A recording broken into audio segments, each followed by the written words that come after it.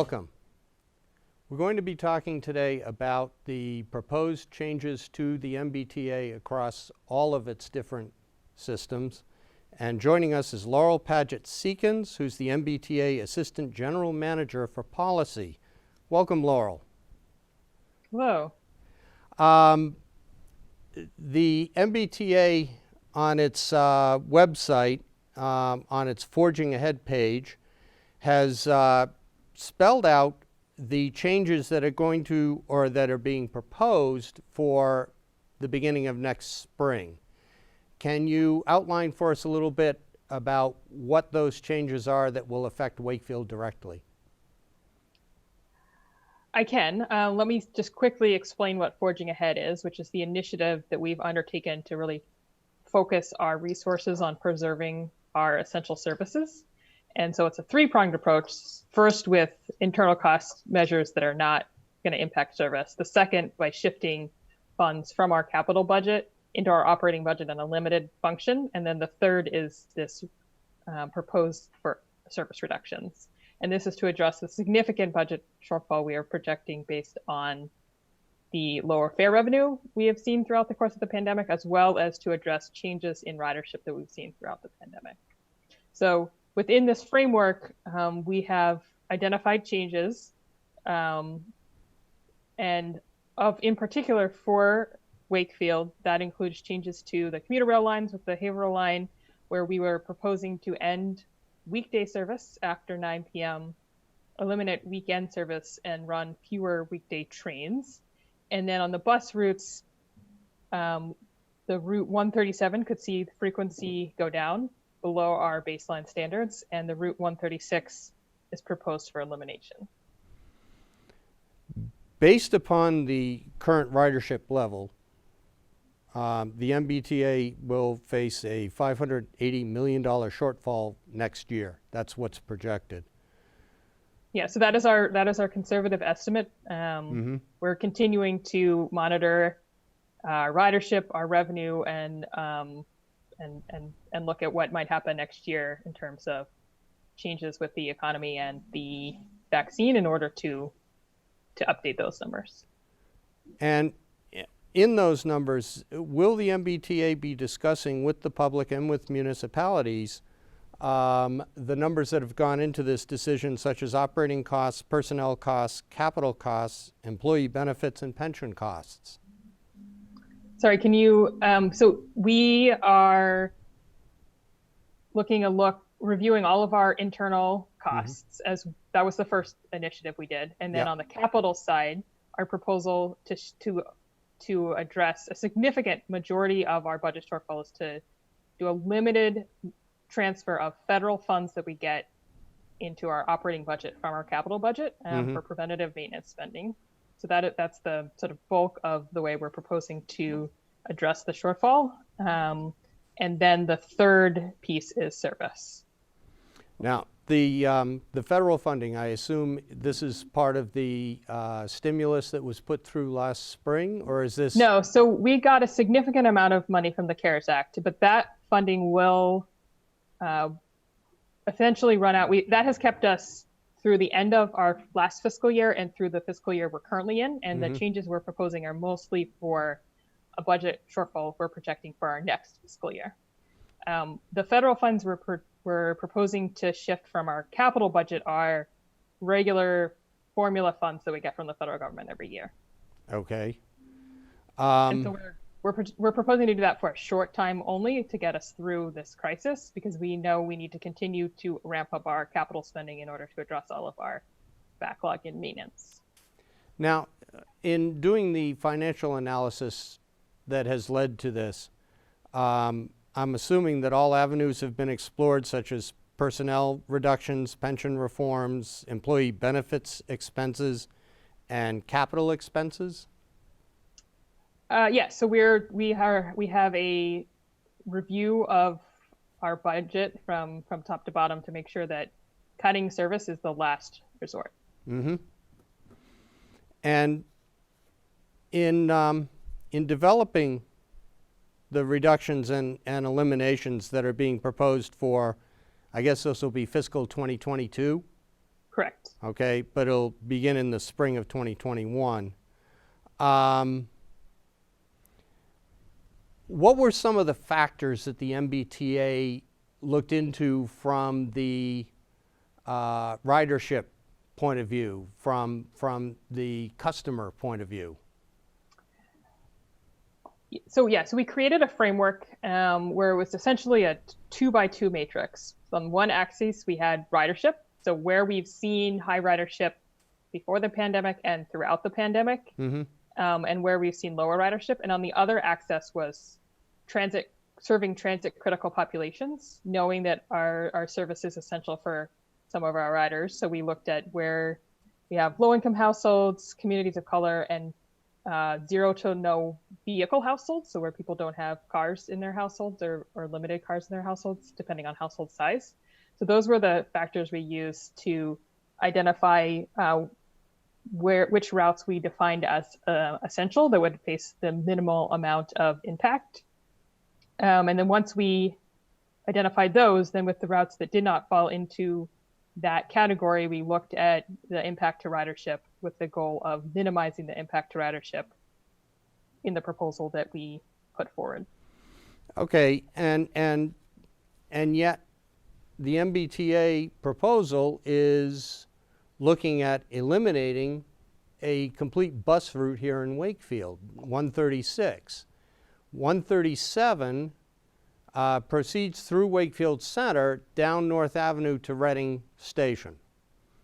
136 proceeds through what some people call the North Ward and has a rather extensive meandering route through neighborhoods up there, and then proceeds across the top of the lake to Reading Station. How is eliminating 136 serving the public? All right, so I can walk you through some of the data we have on the bus routes. So for the 136 pre-COVID, in the last fall, we saw approximately 1,170 riders a day. During the pandemic, we made some changes and we've sort of combined the route a little bit, but we see about 250 riders a weekday on the route now. Of those 250 riders we're seeing today, 234 of them we believe can will continue to have access to the new route we're proposing, using the route of the 137, and 16 current riders would lose access based on this proposal. So we had to do very hard decisions, I recognize, in order to figure out how to minimize the amount of people that would be impacted by these proposals.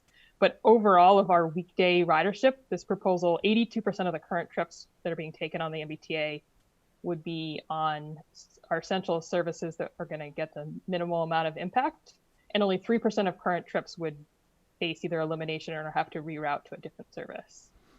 But basically, getting rid of the 136 route is cutting off half the town, because in order for those people, and let's assume there are probably some there who don't have alternative transportation, we're talking about a lake being between them and the 137 route.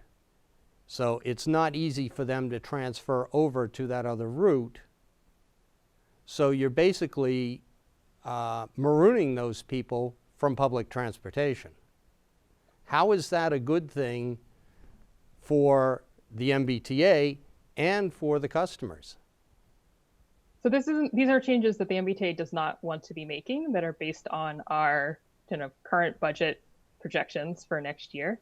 And they're still proposals. So we're definitely asking for feedback. We're trying to find out from our customers, how this will impact them. And so there's many opportunities that people have to provide us this feedback so that we can better understand the impact of the proposals. So if customers go to our Forging Ahead website, they can get more information about the proposals. There's a map where you can look to see which routes and the impacts on those routes. And then there's an online comment tool that people can use to fill in information. And then we also have 2 more public meetings this week. So Tuesday, the December 1st from 6 to 8 p.m., a virtual public meeting. And then Wednesday, December 2nd from 6 to 8 p.m., there's a virtual public meeting. And on that website, you can sign up to attend those meetings, as well as send us emails. The meetings are available for call-ins too. If you only have access for a phone, you can call in to the meetings as well. Is there a chance or an opportunity that the 136 route might not ultimately be cut, or is that pretty much written in stone at this stage? Nothing is written in stone. We are collecting all the feedback that we can and analyzing it as we go. I think, unfortunately, we're going to have to make some very difficult decisions, and our board will be weighing this information. We'll be presenting to them later in December, this sort of information so that they can sort of understand the impacts of all of the changes in totality and figure out how to proceed. Going beyond the website and press reports say that this will be temporary, and that service reductions and eliminations will be scaled back at some point. How can demand be measured in an area where service has been eliminated for a time? So we are using a whole bunch of different data sets to understand travel demand in the region. So we have ridership on our existing services, but as you mentioned, some services are currently not running or might be eliminated. We also have generalized travel demand data from anonymized cell phone sources. We have data from the highway division about how people are traveling. So we'll be able to, we're also doing surveys of employers and surveys of riders, working with city officials on understanding sort of their development. So we're trying to bring together all of these different data sets to be able to understand how demand is going to return, because we know that in all likelihood, it won't be exactly the same, right? That some things will have changed. Some people will move jobs or move houses during this time. There will be changes to teleworking at some companies. So we're trying to develop a system that is as flexible as possible in order to respond to changing travel needs of the region. And in this, one of the things that we've really been focused on is knowing that even before the pandemic hit, the MBTA didn't necessarily serve everyone's travel needs as best as possible. And we had 2 major projects going on, one about our commuter rail network called Rail Vision, and one for our bus network called Bus Network Redesign. And so we're trying to make sure that we're keeping those projects going so that we can take these new changes into effect to better understand how to serve the region coming out of this crisis and to help with the economy and the recovery. And so we're continuing the Bus Network Redesign project. And so for routes that are being impacted by these proposed changes, we're still going to be considering the travel needs in all of the communities that we serve, so that over the next few years we can create some proposals of how our bus network can better serve our region. So that project was going on before the pandemic and will continue. And that uses data that's not just our bus data, that uses our general travel demand data, so that we can understand if there's trips that we're not capturing. And it will also include public comment and outreach as well. So we're trying to make sure that we capture people's needs as they change throughout the recovery of the region. And like a lot of things, timing is everything, but Wakefield as a town has been working on optimizing development for a lower carbon footprint and a higher access to public transportation. So this kind of flies in the face of that, and getting people to actually use public transportation as opposed to driving into the city, for instance. Yeah, we're definitely hearing that from other communities as well. And that's one of the reasons why we are sort of taking a look at the development data of what developments are coming online, to be able to understand where there might be need for transit. And it's another reason why in our analysis that we did, we looked at where there are households with zero or low vehicles, understanding that we want to support those households using transit who are making the choice to drive less and to have less of an impact on the climate. So we are trying to take as many factors into consideration as we, come through what has been, a very difficult time for us, and that we can be part of the region's recovery as well as part of the region's response to COVID. Well, and that in itself is admirable. Unfortunately, anything like this directly impacts the people who can least afford to be impacted, and those are the people who absolutely have to use public transportation that's now not going to be available to them. How can the MBTA somehow leave these people out in the cold? So the vast majority of our riders are going to remain having access to service. We have a sort of a metric that we use to measure the number of households within our service area that have an access within a half mile, and it's going down a few percentage points. So on the whole, most of our service is being preserved. There are some bus routes that are proposed to elimination, like the 136, that would create areas where some households will no longer have access. But on the whole, we've tried our best to preserve as much access to transit as possible. In his undated general letter on the website, General Manager Steve Poftak wrote, quote, "Recent data projects ridership returning to pre-COVID levels starting in 2024. I was curious, what's the source of that data? Sure, yeah. So we are working with the Massachusetts Department of Transportation to project out different scenarios of how ridership might return in order to guide our planning. And so there's a mix of data. Some of it is Moody Analytics data. Some of it is data we've collected from employers around their teleworking plans.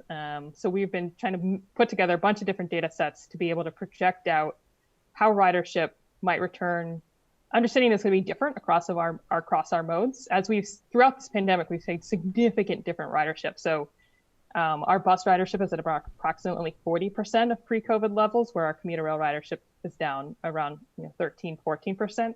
And even across our bus lines, some bus lines have close to 60% of their pre-COVID ridership. And so we know that the ridership isn't going to sort of return exactly the same way and exactly the same rate as it has before. So we're trying to collect as much data as possible to help us project that out so that we can respond appropriately.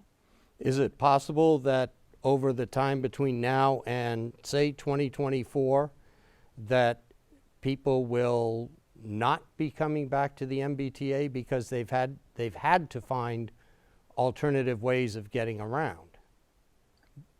I mean, our goal obviously is that for everyone to come back to the MBTA. I think we're just trying to take into account that that ridership is driven by a number of different factors, and that we need to factor that into our fare revenue projections in order to understand our budget impacts. So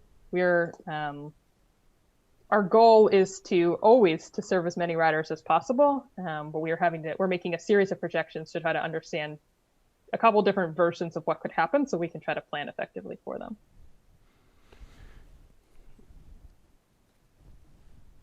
It's entirely possible that with the incoming Biden administration on January 20th, that there will be further federal stimulus to municipalities and to states.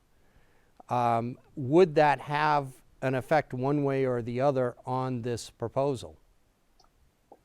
So yeah, I obviously can't speculate on the sort of likelihood of that happening. We are trying to make our plans as flexible as possible for how we can roll them out and make changes. I would also sort of add that one of the things we're asking for public feedback on our online form in all of our meetings is, as revenue comes back, how we should be prioritizing service how we add service back, because we're trying to get as much information now as so we can make decisions later as the situation changes. And so one of the things we're really interested in hearing from the public and from riders is what we should be prioritizing. So if some new revenue did appear, how we should allocate it. And so one of the things we're asking is for people to give us feedback on how to prioritize the services that we're proposing to decrease, bringing those back. Mm-hmm. How does well, we already covered that, never mind.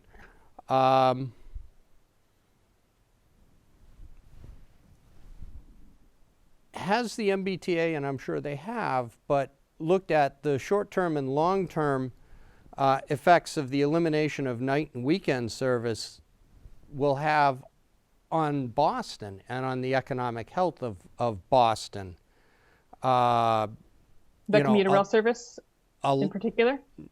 Commuter and subway. A lot of people use it for events at the Garden or for Fenway Park or the museums or any number of different things, because parking in the city is so difficult, especially when there's a special event going on.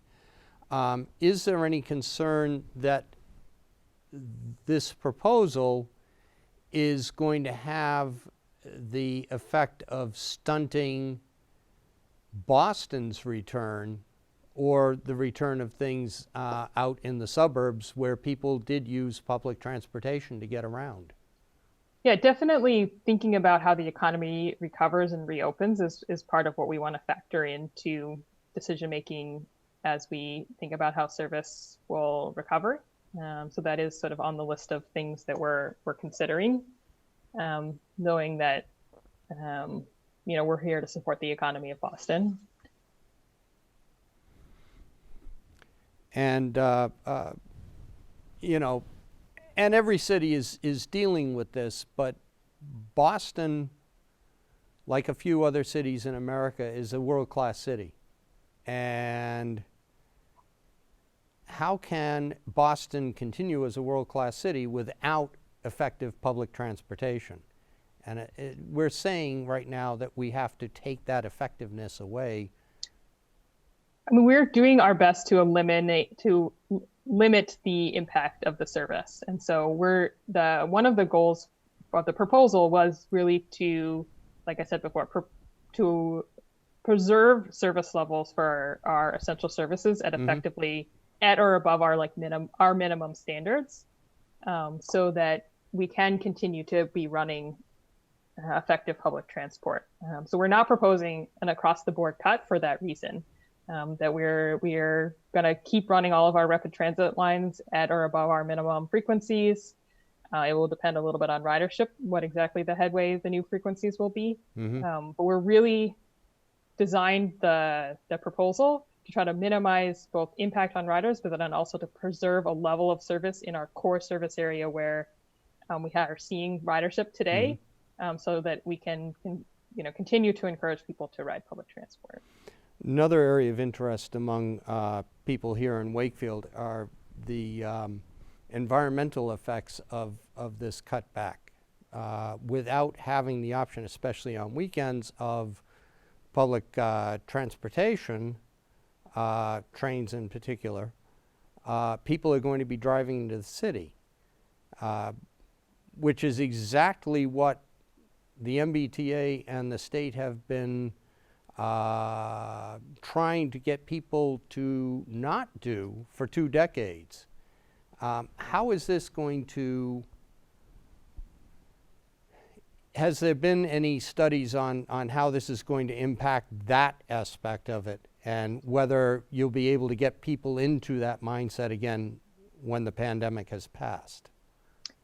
Yeah, so we are going to, once the proposal is more finalized, after we take in all of the public feedback and make modifications based on the public feedback, we will do a air quality analysis of the proposal.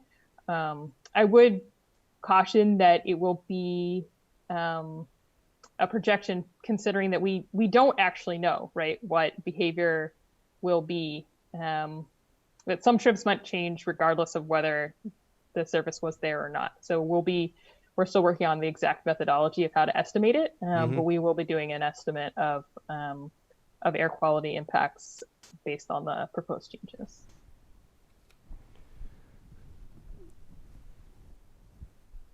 How is this reduction and elimination of services going to affect the current formula for local aid assessments? With diminishing service, are the assessments going to diminish in kind? I can't answer that question, unfortunately. I don't have the formula, enough knowledge of the formula to be able to answer that. Is there someone that could provide that information to the municipalities and to the residents to let them know what the impact is going to be financially on the town? I'll have to, I can take that back and see if someone can answer that. Okay. What does the MBTA think that the reaction from the two houses in the state legislature is going to be on this proposal? Have there been any discussions with state senators and state reps on the proposal? We have gotten feedback from elected officials, both at the municipal level and the state level, and the federal level in some of our meetings. So we've been hearing from officials about the concerns of their riders, their constituents. And well, in the three legislators who represent Wakefield, for instance, State Senator Jason Lewis, State Rep Donald Wong, and State Rep Kate Lipper-Garabedian sent a joint letter to General Manager Poftak on November 18th. Will he be responding in kind to that letter? So we're currently consolidating all of the feedback that we have heard and working on how to respond to it. As you might expect, we've gotten a lot of feedback, and so we want to make sure that we're taking it into account. In the same manner, Wakefield Town Administrator Steve Mayo sent a letter also, and hopefully he will be getting some written response from the MBTA on this proposal and on the effects that it will have on Wakefield. The MBTA over the last 2 decades has done a phenomenal job of promoting public transportation over private transportation. How are they going to find a way to get back to that after the pandemic? Because people's attitudes change, and it's kind of hard to bring them back when they've been changed in this manner. Does the MBTA have a plan or an idea of how they're going to get back on track, no pun intended, to getting people to trust public transportation again? Yeah, so we have been surveying our riders throughout the entire pandemic. We have a monthly panel survey of our riders to get a sense of what people are doing instead, if people are still traveling, what trips they're taking by different modes, to really kind of understand the decision making that our riders are our people, former riders, current riders are making around travel, and their sort of perceptions of safety on the MBTA as well, so that we can sort of understand what people's concerns are, but then also how to address them, given that I know a lot of people probably haven't ridden the MBTA in a while, and since the pandemic, and as it eases up, how we can sort of reach back out to people and say, we're still here. These are our service levels. So we have been, thinking about how to sort of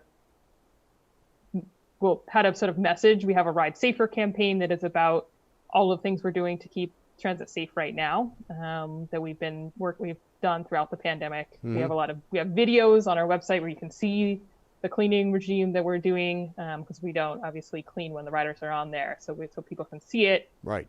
We have a lot of materials so people can understand sort of what procedures we put in place to protect our employees and our riders. And then once I think we get through the pandemic part of this crisis, then we'll obviously shift our marketing to to let people know that, how to come back if they haven't ridden in a while.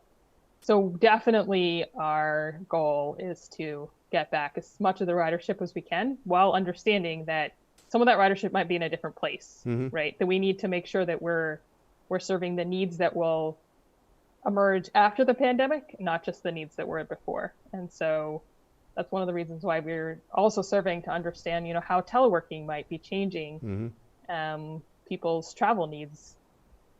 Laurel, thank you very much for joining us. Thank you. I definitely encourage all of your community members who are watching to go to MBTA Forging Ahead website to get information and to get information about the public meetings that we have and how they can comment on these proposals.